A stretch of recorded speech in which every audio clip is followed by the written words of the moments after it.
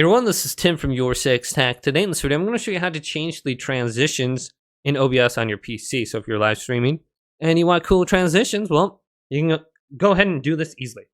So the fourth box right here is scene transitions. And I have a few of them. You might have cut and fade. If you only have two, you want to go down to this plus icon and go to it. And you can add something. Let's go to a slide and just add this. And these are all going to kind of be a little bit different, so we can go to the right. And now if I switch them back and forth between my scenes right here, you can see it's just a typical slide.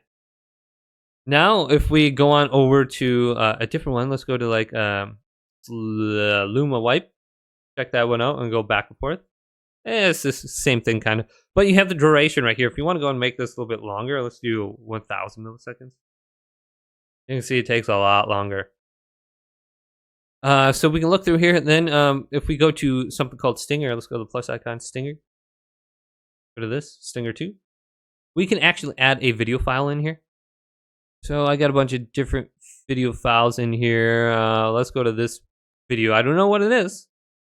Transition point time. We can go to frame. All right. And transition point, I'm not entirely sure what this is.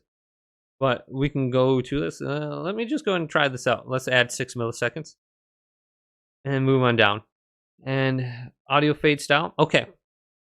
Let's go to this and do transition.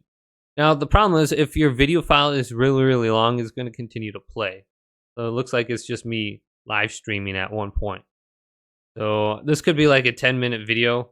Oh, I love this game. Blackout, Call of Duty. So yeah, every time I transition, it's just going to continue to play that. So we can, I don't know how to pause it, but you can add a transition right there. I can delete this so it stops playing.